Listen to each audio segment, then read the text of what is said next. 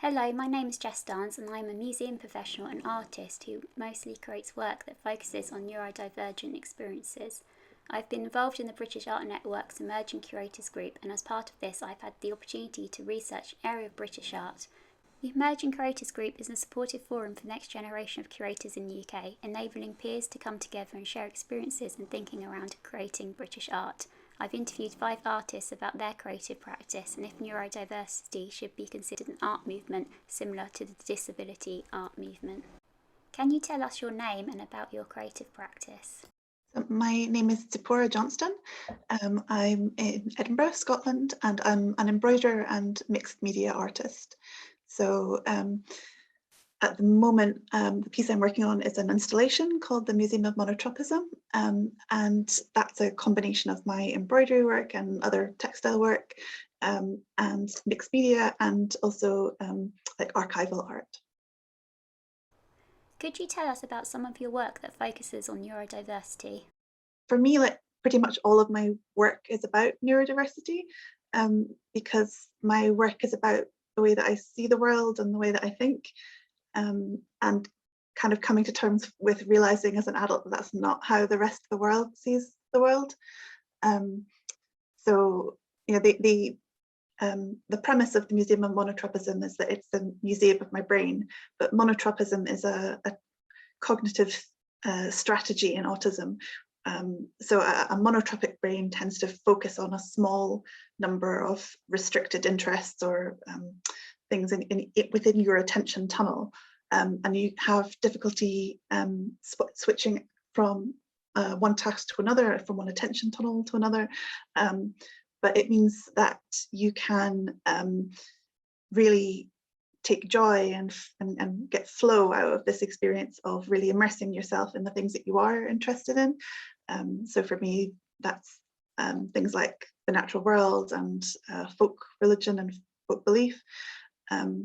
So for me, even when I'm making bees, so one of the things that I embroider quite a lot are bees, or birds, or something that people would look at and think, oh, this is kind of quite naturalistic. For me, that's all part of the same idea about monotropism and presenting a world of autism that's without distress or deficit, that showing that there's actually beauty in that way of seeing. My research suggests that there are more artists creating work about neurodivergent experiences in recent years. Why do you think this might be? A number of things. I think partly like people have a word for it now in the way they didn't. So artists have always made art about themselves and about their experience of the world and how they see the world. And maybe 10 years ago, that would not have been given the label of neurodivergent experience, because a lot of the artists that I can think of in the who are neurodivergent openly and are making work about that aspect of themselves are actually late diagnosed. So they had an established career, and only now are they kind of putting that label of being neurodivergent on themselves because they didn't have that earlier on. So I think there's some of it is about kind of just timing that way. I think people are also maybe more open about the idea of it, and I think stereotypes are beginning to change, so that when you say that you're an autistic artist, there was a time when that would have been quite stigmatizing, and I think that it is less stigmatizing now. It's not completely like destigmatized, but I think it is easier now to be open about being neurodivergent in various ways. Over 2/3 of the respondents to my survey said that they felt there should be or already is a neurodivergent art movement. What are your thoughts on this? If you are talking about a neurodiversity art movement as a political arts movement, then I think yes, there's definitely one kind of organically emerging. I would say that there are enough artists now who are making art, not just being neurodivergent and making art, but making art about their neurodivergence, and the way that that impacts them in a neurotypical world, to say that yes, there is an art political movement. I think that it's difficult to define exactly, even within that though, what that would look like, because there are a lot of neurodivergent artists who are open about being neurodivergent, but who would not necessarily want to be referred to as, making neurodivergent art as separate to any other kind of art. So I'm in a collective called Nuke Collective, and there's 4 of us, and I think that I'm probably the only one of the 4 who overtly makes art about my experience of being neurodivergent. All 4 of us are, in some ways, you could put us in the neurodiversity art movement, because one of the, or maybe the main purpose of Nuke is about advocating for better support of neurodivergent artists, and changing the way that cultural organizations work to make it easier to be neurodivergent artists. So there's that overt political slant to our work. I think at least a couple of them, if you said, your work is about neurodivergence, they would kind of resent that implication that, my work is about, whatever it's about. And just because I'm neurodivergent doesn't mean that you should project that meaning onto it. I guess there's still a bit of uncertainty about where you would draw the boundaries. Another thing I was thinking about is that by having a name, it also helps people find each other.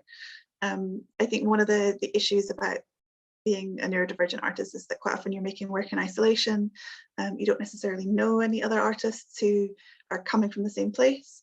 I think especially for those of us who haven't got like a formal training, so you haven't got that peer group, it can be quite difficult to find where you are in the art world and to make like meaningful connections and find people to make work with and find people to kind of advocate for yourself and others with. So if you have a label of the neurodiversity art movement, and you have organizations, and you have opportunities for those artists who see themselves in that light to get together, then I think it can be the beginning of like a really supportive community. I guess the downside of having a label is that then people can feel pigeonholed. So I guess some of that again is about who gets to decide who's in the neurodiversity art movement. What does that mean? Does being neurodivergent, is that enough to put you in the neurodiversity art movement? Because for some people, I can see them feeling that that's like an imposition. What impact, if any, do you think having a named neurodivergent art movement would have on your work and how your work is described? I think that having a name gives you a niche, it gives you a place. So for me, my work doesn't easily fit into any categories really. I'm not formally trained, so some people say, oh, well, you're outsider art, but my work aesthetically doesn't really fit into the outsider art movement either. It's, I guess, within the disability arts movement, I kind of do see myself. But on the other hand, people struggle to look at embroidery of bumblebees and see that as part of the neurodiversity art movement. So I think it could be a helpful label because it kind of gives you a place. You can, once your work can be located, it becomes more marketable, it becomes more commissionable as well. One change would have the biggest impact on neurodivergent artists? The one biggest thing would be universal basic income.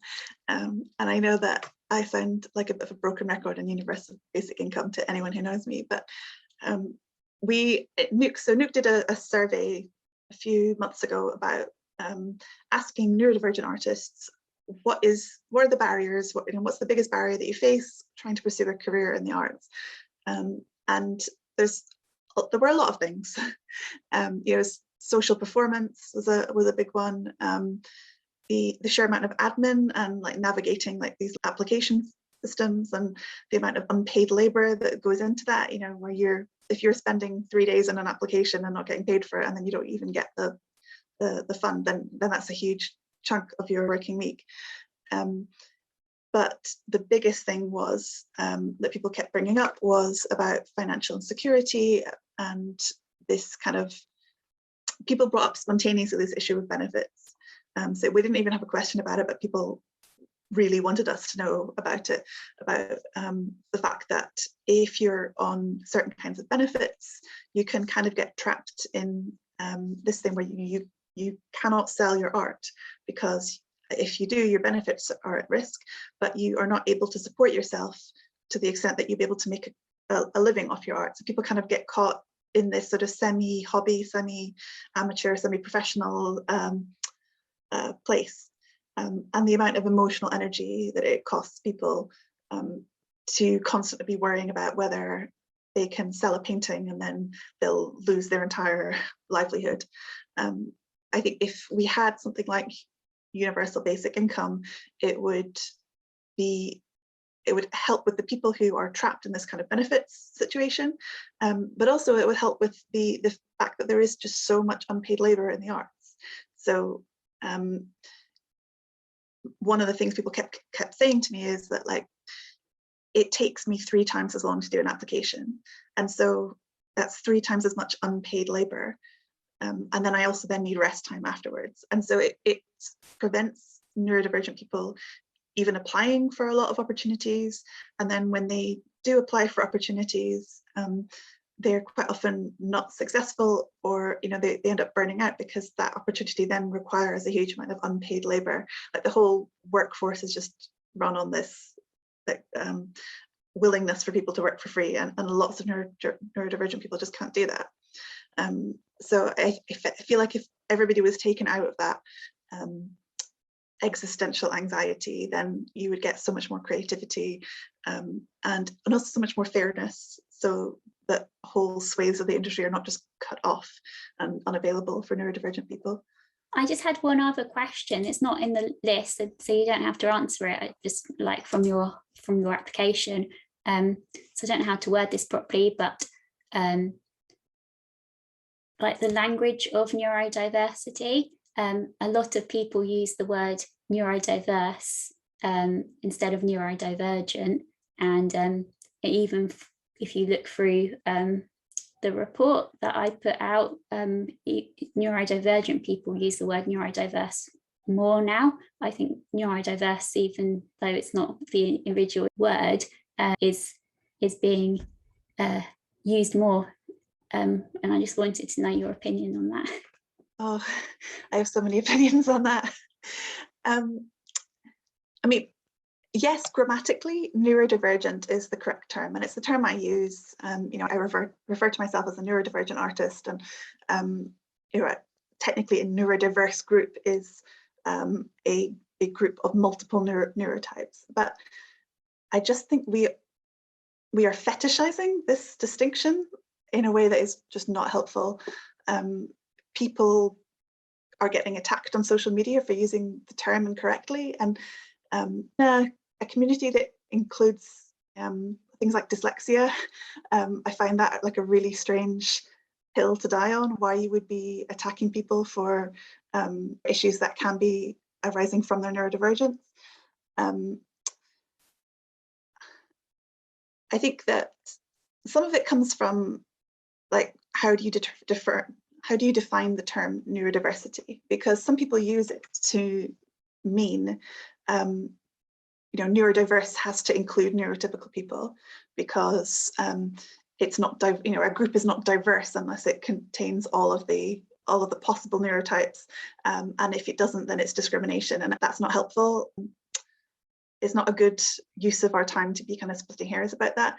Neurodiversity doesn't just mean lots of different neurotypes. It's an idea, it's a paradigm.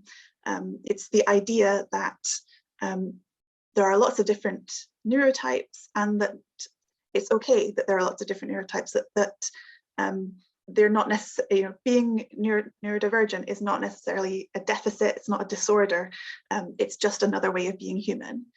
And I think that if we spend this much time attacking each other over, quote unquote incorrect, and quite often it's not even being used incorrectly, it's just being used differently. Use of terminology, like who is that helping? It's just creating like an entry bar for people that unless they are au fait in the way that you particularly use this terminology, that somehow that they're not able to get involved. So I would prefer that people relax a bit about it and are kind of more focused on the issues as opposed to the terminology, and are more supportive of each other as well. And so if you think somebody is using neurodivergent when they're neurodiverse, sorry, when they should be using neurodivergent, does it really matter in the great scheme of things? You know, can you still understand what they're trying to say? If you can, then I think that it's something just to move on.